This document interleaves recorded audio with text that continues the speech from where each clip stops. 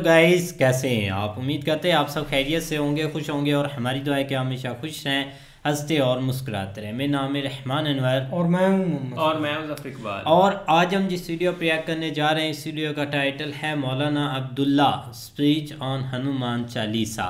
तो करते video start, देखते हैं। उससे पहले वीडियो को लाइक, चैनल को सब्सक्राइब ज़रूर कीजिएगा। तो देखते हैं।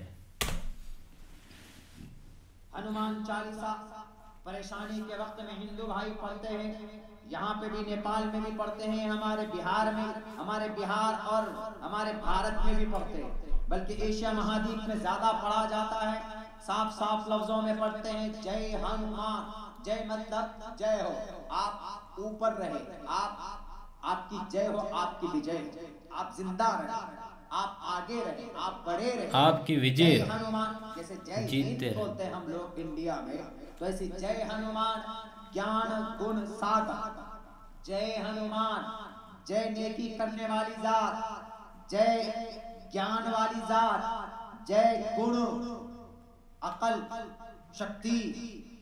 रावण के लंके को यूं ही आग नहीं लगाया था, उसके पूंछ में, उसके हनुमान जी के बहुत लंबी पूंछ थी, उस पूंछ में उन्होंने आग लगा दी।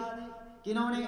रावण ने सोचा कि इसको जलाकर मार देते, लेकिन वो ज्ञान गुण सागर, जय कपीस ते हो लोक उजागर, राम दूध, श्री रामचंद्र जी के दूध थे वो, श्री रामचंद्र जी के खादिम थे वो, श्री रामचंद्र जी के एंजल थे वो, श्री रामचंद्र जी के फरिश्ता थे। ये समझ राम दूत अतुलित बलदामा,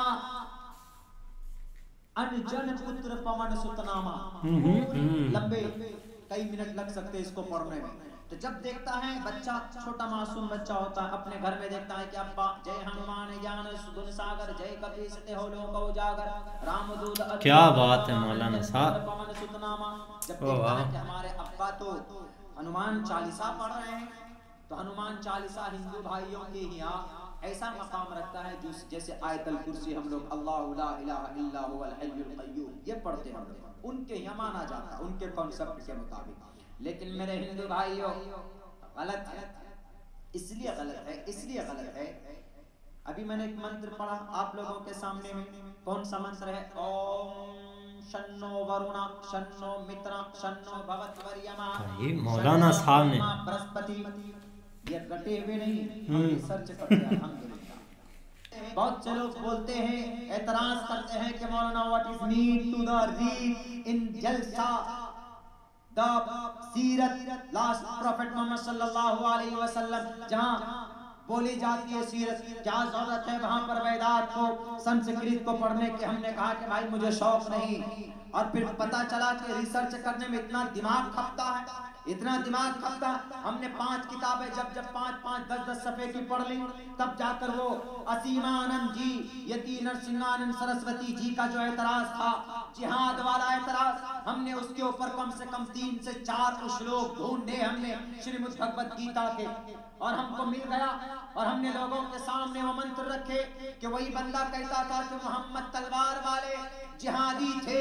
हमने कहा कि जिहाद लड़ाई को अलग रखो, लेकिन एक बात बता दो कि महाभारत के मैदान में श्री कृष्ण जी आए। कुरान में तो अल्हम्दुलिल्लाह सूरह फातिहा है, सूरह फातिहा में कहीं पर लड़ाई की बात नहीं, कहीं पर जंग बद्र की बात नहीं, कहीं पर जंग उहद की बात नहीं। लेकिन अगर सूरह फातिहा में पर कहीं पर लड़ाई की बात होती, तो ये हमारे सरस्वती जी, ये हमारे यति जी, ये हमारे गुरु जी पता नहीं 5-5 फीट उछल कर माइक लेकर लोगों से कहते हो कि देखो ये कुरान है, पहली सूरत के अंदर में जंग की बात कही गई। सारे मौलाना बैठे, ये सूरह फातिहा, ये मौलाना सही बैठे। का पहला चैप्टर लड़ाई की बात करता हो, वो 30 पारे के अंदर क्या लिखा होगा। और ये मीडिया वाले भाई भी पूरी जमीन को आसमान पर सर पर उठा लेते हैं। ये नेपाल वाली साइड पूरी सूरह फातिहा में कहीं पर बात ही नहीं है जंग की लड़ाई की। अल्हम्दुलिल्लाह से लेकर गैरिल मग़ज़ूबि अलैहिम वलद्दालिन तक देख लीजिए, आपको पूरी सूरत अल्लाह की तारीफ, अल्लाह की इबादत, उनसे मदद, और बुरे लोग जिन पर अल्लाह के गज़ब नाजिल हुए उनसे बचने की अल्लाह तबारक व तआला से दुआ, और सीधे रास्ते की दुआ। ये तारीफ अल्लाह तबारक व तआला की, ये करिया माई गांव है भाई। तो हमने नेपाल कई सूरह फातिहा में तो अल्हम्दुलिल्लाह कहीं पर ये बात नेपाल हो लिखा हुआ है। बहुत ज्यादा बहुत लेकिन कमाल बंदे का मैं नॉलेज। आखिर कहाँ से जवाब दूं उन लोगों को जो एतराज करते हैं। तो उसके बाद हमने श्रीमद् भगवत गीता पढ़ना शुरू किया। हमारे हिंदू श्रीमद् भगवत गीता आपका 5वां वेद माना जाता है। मैंने श्रीमद् भगवत गीता का एक बहुत खूबसूरत मंत्र शुरू में पढ़ा, वसुदेव सुतम देवम कंस चाणूर मर्दनम देवकी परमानंदम कृष्णम वंदे जगत गुरुम। इसका मतलब क्या है? इसका मतलब हुवल अव्वल वल आखिर वल ज़ाहिर वल बातिन। इसका मतलब यही है कि वो ईश्वर हमेशा से है, वही अव्वल, वही आखिर, वही जाहिर, वही बातिन। देव की परमानंदन किस, और वो इस पूरी सृष्टि को नष्ट करेगा। इस सृष्टि को बनाने वाली जात वही है। कुल्लु मन अलैहा फान, ये कुरान की आयत है। लेकिन क्या कहा? ओम पूर्णमिदः पूर्णमिदं पूर्णात्, पूरा मंत्र पढ़ो। ओम पूर्णमिदः पूर्णमिदं पूर्णात् पूर्णमुदच्यते पूर्णस्य पूर्णमादाय पूर्णमेवावशिष्यते। ओए होए होए, क्या बात है यार। देवं कंसचाणूरमर्दनं देवकी परमानंदं कृष्णं वंदे जगद्गुरु महा। ये है वो संसार को बनाया, वही खत्म करेगा, वही अव्वल, वही आखिर, वही जाहिर, वही बातिन। ये बात कुरान करीम में अल्लाह के कुरान ने इस मंत्र की तस्दीक कर दी। अल्लाह के कुरान ने तस्दीक की। कुरान को मंत्र तस्दीक नहीं कर सकता, कुरान तस्दीक करता है। पूरी दुनिया की किताबों का तस्दीक अगर कहीं मिल जाए, मैच हो जाए, तो हमको शौक हो। हमने कहा कि आखिर कहाँ से मैं ढूंढ कर लाऊं, कहाँ से मैं जवाब दूं। तो एक रोज हम बैठे पढ़ रहे थे, हमने कहा कि श्रीमद् भगवत गीता के शुरू से जरा एनालिसिस करते हैं। जब हमने देखा तो सबसे पहला मंत्र, पहले अध्याय का पहला मंत्र, यानी पहले पारे और मौलवी ने कितना उबासी लंबी ली है। आप लोग नहीं। वो पीछे जो बैठे हाँ, हो कर क्या रहे हैं? धर्मक्षेत्रे कुरुक्षेत्रे समवेतायुत्सवः मामका पांडवा च किं कुर्वत् संजय वसुदेव एवं उक्तवार्जुन संतो रथोपस्थ उपवाविशत् शोक संविघ्नं विसृज्य शरं नासं शोक संविघ्नमांस कुतस्तुवा कश्मलिदं विस्मे समुपस्थितं अनार्यजुष्टं स्वर्गीयं कीर्ति कर्मजुनः। वाह। ए अर्जुन, ए पार अर्जुन को कह रहे कौन? भगवान कृष्ण। अब क्या लिखा है इसमें? इसमें लिखा है महाभारत के मैदान, धर्म की बात और जंग की बात कही गई श्रीमद् भगवत गीता के पहले अध्याय में, पहले मंत्र में। अगर पहले मंत्र में कुरान में अगर जंग की बात होती तो हिंदू भाई ये बताइए क्या करते हैं? तो कुरान को ऐसे ऐसे फाड़ते, ऐसे ऐसे करते। क्यों? पहली सूरत में जंग की बात, लेकिन श्रीमद् भगवत गीता में है जंग की बात। तो हमको एतराज नहीं है कि जंग की बात क्यों है। हम मानते हैं कि जंग बवक्ते जरूरत जरूरी भी हो जाती है। क्यों जरूरत होती? आपके नेपाल में अगर कोई हमला करेगा, चाइना हमला करे, भूटान हमला करे, तो नेपाल की गवर्नमेंट तो बैठी रहेगी नहीं। नेपाल की गवर्नमेंट भी अपनी ताकत से जवाब देगी कि नहीं, Nepal he is last but not least. Nepal छोटा जरूर है, लेकिन नेपाल में सारे नदियों के झील बहते हैं। पानी खोल दूंगा तो बह जाओगे। हम लोग बह भी जाते हैं कभी कभी। ज्यादा पानी होता है तो सन 2017 में तो बहुत डुबकी लगाई थी हम लोग। हमारी गाड़ी में 5 फीट पानी। तो यही बात है। तो नेपाल से बहुत प्यार से मोहब्बत से हम लोग रहते हैं, करीबी पड़ोसी मुल्क है हम लोगों का। हमारे आधे रिलेशन तो नेपाल में ही, उस तरफ उधर विराटनगर के तरफ। तो वही बात, अगर नेपाल पर कोई अटैक करे तो नेपाल खामोश थोड़े रहे। भले ही हमारे भारत से अगर झगड़ा हो जाए तो हमारे मोदी जी को भी कहेंगे कि भैया चुपचाप रहना, तुम्हारे पास मिसाइल है, हमारे पास बम वाटर है। ओ यार बम वाटर मिसाइल नहीं होगा, हमारे पास हिमालय वाटर। दुनिया के अंदर इतना बड़ा पहाड़ नहीं, इतनी बड़ी चोटी नहीं। जब हम लोग यहाँ से बागडोगरा से फ्लाइट पकड़ते हैं तो मैं खुसूसन वो दाएं साथ का विंडो सीट लेता हूँ। 200-250 रुपए ज्यादा लगता है सिर्फ देखने के लिए। वाह रोमांटिक। हमारे यहाँ पहाड़ के पूरे विजुअल्स और पूरी वो खूबसूरती नोटी वाह जरूरी जिम्मेदारी हो जाती है, और आज भी है ये। इसीलिए बवक्ते जरूरत जंग करना, मुकाबला करना ये जरूरी है।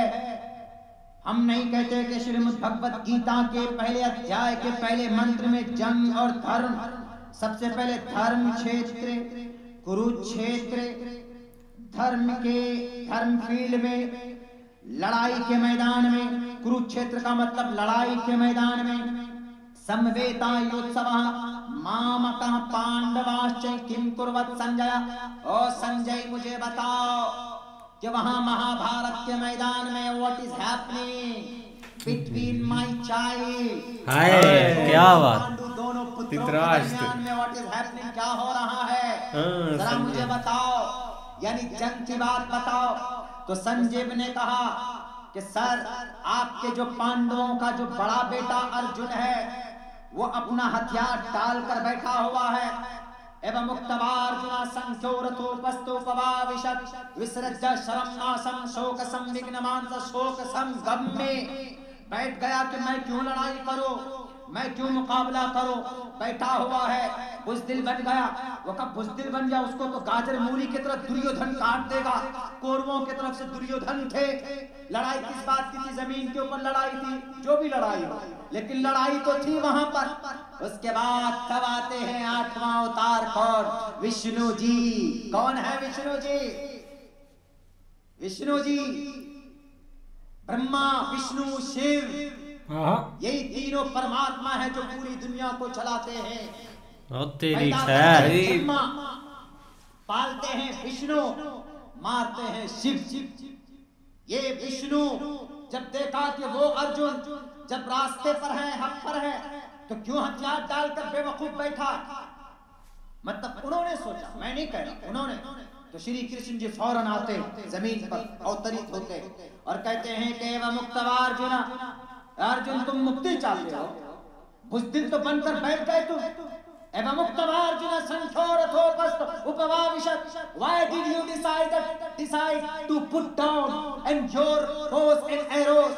Why have you sit down behind your रथ यात्रा, behind your motorcycle? तुम अपने बाइक के पीछे, तुम अपने रथ यात्रा के पीछे, रथ के पीछे क्यों बैठे हो? बुजदिल बन गए? नहीं। क्या तुमको मुक्ति चाहते हो? तो तुम मुक्ति चाहते हो तो तुमको मुक्ति ऐसे नहीं मिलेगी, बल्कि क्या कहा, देखिए ऑर्डर क्या है,